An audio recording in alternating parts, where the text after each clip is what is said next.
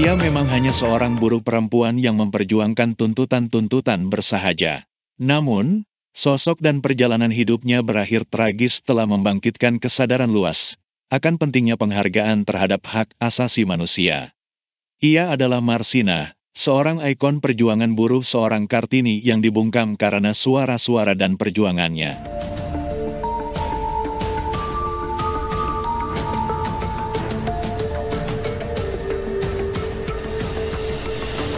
Nama Marsina menjadi perhatian luas dan kemudian tercatat dalam sejarah Indonesia setelah ia ditemukan terbunuh pada tanggal 8 Mei tahun 1993.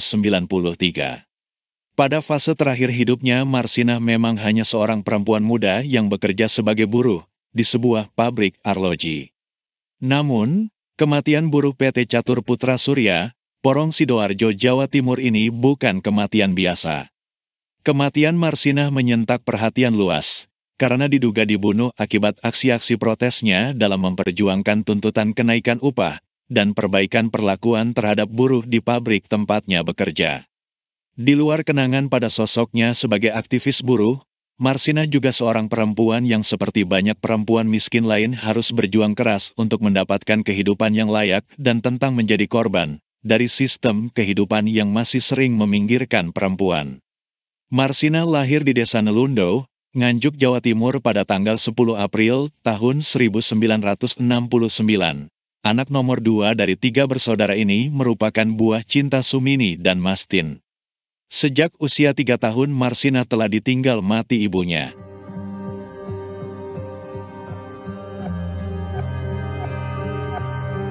Masa pendidikan dasar Marsina ditempuh di SD Karangasem 189, Kecamatan Gondang, Nganjuk, dan ia melanjutkan sekolah di SMPN 5 Nganjuk. Setamat SMP, Marsina bersekolah di SMA Muhammadiyah, Nganjuk. Di kalangan keluarga dan teman-temannya dia dikenal sebagai siswa yang mandiri dan cerdas.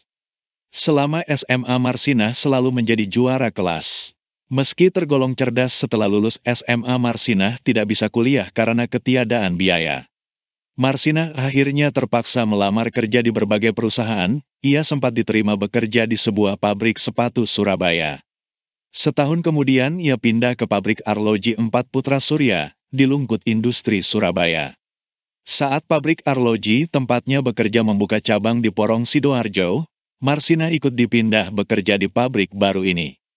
Meski bekerja sebagai buruh, minat belajar Marsina tidak pernah padam. Untuk menambah pengetahuan ia mengikuti kursus komputer dan bahasa Inggris di lembaga kursus setempat. Semasa menjadi buruh di PT Catur Putra Surya atau PT CPS Porong Sidoarjo ini, Marsina yang dikenal ramah dan suka menolong kerap dimintai nasihat mengenai berbagai hal oleh kawan-kawan. Sikap suka menolong Marsina juga sering ditujukan saat mendapati teman-temannya diperlakukan tidak adil oleh atasan. Sikap setia kawan inilah yang mendorong Marsina menjadi pelopor aksi buruh di lingkungan perusahaannya. Keterlibatan Marsina dalam aksi-aksi buruh di lingkungan pabrik tempat bekerja muncul seiring kesadarannya terhadap hak-hak buruh serta kepeduliannya terhadap kawan-kawan sesama buruh. Di kalangan teman-temannya di pabrik, Marsina dikenal aktif mengorganisir dan ikut dalam aksi-aksi unjuk rasa buruh.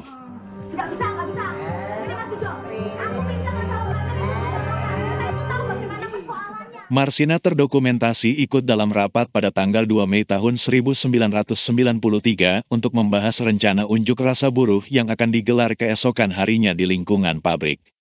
Namun, pada tanggal 3 Mei tahun 1993 upaya Marsina dan teman-temannya berunjuk rasa tidak sempat dilakukan karena dicegah aparat dari Koramil setempat. Pada tanggal 4 Mei tahun 1993, para buruh PT CPS melancarkan aksi mogok total. Mereka mengajukan 12 tuntutan. Antara lain tuntutan kenaikan upah pokok dari Rp1.700 per hari menjadi Rp2.250 per hari. Besaran tuntutan kenaikan upah sebesar Rp550 ini merupakan kesepakatan semua buruh. Waktu itu tuntutannya banyak. Seingat saya yaitu SE Gubernur itu kenaikan upah 20%. Kemudian cuti-cuti termasuk cuti haid, cuti tahunan, itu cuti hamil, kemudian pembubaran PUK SPSI, maksudnya itu SPSI di lingkungan itu bukan dibubarkan, ya dipilih ulang gitu. Sehari setelah aksi mogok ini, Marsina dan rekan-rekannya masih berunjuk rasa dan terlibat perundingan dengan pihak perusahaan. Marsina menjadi salah satu dari 15 orang perwakilan buruh yang berunding dengan perusahaan. Kalau berunding itu jangan hanya dipikir ini buruh versus perusahaan gitu, enggak. Itu akan ada misalnya dari apa istilahnya ya, pimpinan-pimpinan di tempat di mana perusahaan itu ada. Katakan misalnya Kapolsek atau Kapolres, terus Dandim dan Ramil itu semuanya turun. Terus termasuk kepala desa, semuanya akan turun di situ dan jangan salah, suaranya justru apa istilahnya ya, kebanyakan berpihak pada pengusaha. Dan saya melihat, namun, di tengah unjuk rasa dan perundingan, 13 buruh bahkan Marsinah dibawa aparat ke markas Komando Distrik Militer atau Kodim Sidoarjo. Mereka diintimidasi dan dipaksa mengundurkan diri dari PT CPS karena dianggap mencegah karyawan lain masuk kerja. Anda perlu tahu, Anda sudah tidak diperlukan lagi di perusahaan ini. Dan Anda diminta untuk mengundurkan diri dan diselesaikan di Kodim. Mendengar 13 temannya dibawa ke Kodim Sidoarjo, Marsina bersama beberapa rekannya mendatangi markas Kodim untuk mempertanyakan nasib ke-13 temannya.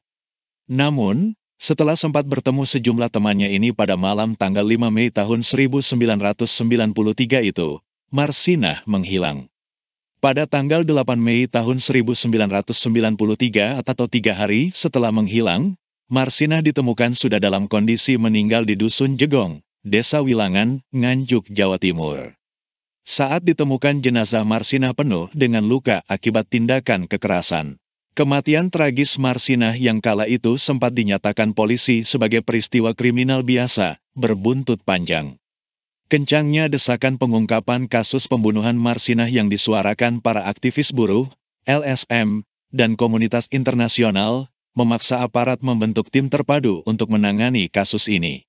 Di peristiwa Marsina, ketika terjadi di bulan Mei ya, tahun 93, kemudian ditarik beberapa bulan ke belakang, tepatnya di bulan 1 November 2093, itu menandakan bahwa adanya keterlibatan negara di dalam kasus ini, karena proses penuntutan hak normatif yang dilakukan oleh buruh, yang dilakukan oleh pekerja itu kemudian hadirnya institusi negara, dalam hal ini adalah militer.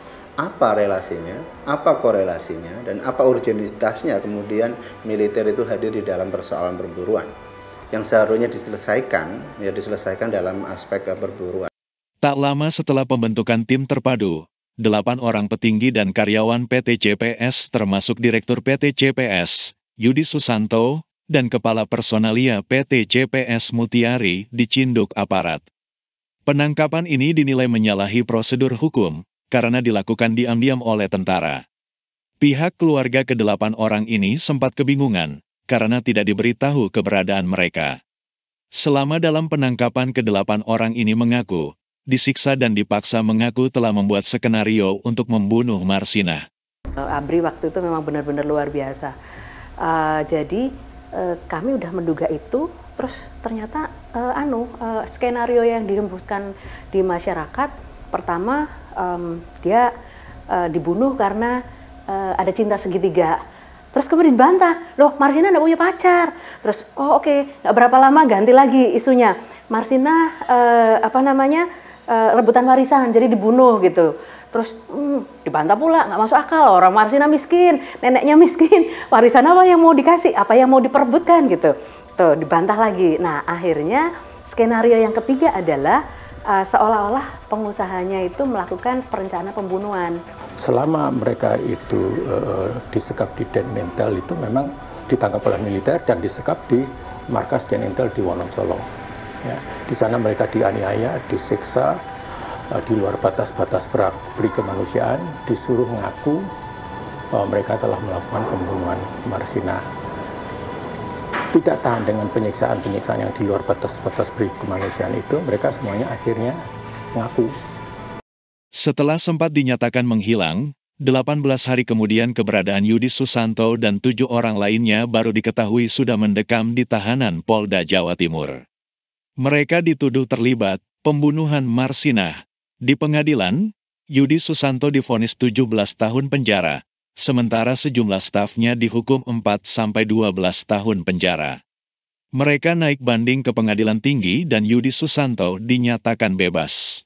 Dalam proses selanjutnya pada tingkat kasasi, Mahkamah Agung Republik Indonesia pada tanggal 3 Mei tahun 1995 membebaskan ke-8 terdakwa dari segala dakwaan karena kurangnya bukti-bukti. Menyusul bebasnya para terdakwa muncul tuduhan bahwa penyelidikan kasus Marsinah sangat rekayasa. Kuasa hukum terdakwa Yudi Susanto, Trimulya Suryadi mengungkap adanya rekayasa aparat keamanan untuk mencari kambing hitam pembunuh Marsinah. Kasus pembunuhan Marsinah belum terungkap. Sejumlah pihak pernah mendesak Komnas HAM membuka ulang kasus ini. Presiden Abdurrahman Wahid dan Presiden Megawati Soekarno Putri sudah memerintahkan pengungkapan kasus pembunuhan Marsinah. Namun, hingga kini, kasus yang berumur 31 tahun ini masih menjadi teka-teki. Kisah perjalanan hidup Marsinah yang dibungkam dengan sebuah pembunuhan brutal, menyadarkan kita pada gambaran menyesakkan. Bahwa dalam iklim kehidupan yang kurang melindungi mereka yang lemah, seorang yang memperjuangkan tuntutan-tuntutan bersahaja sering terbentur pada masalah minimnya penghargaan pada hak-hak asasi manusia seperti hak untuk bebas bersuara, hak untuk punya cita-cita dan harapan, dan bahkan hak untuk hidup.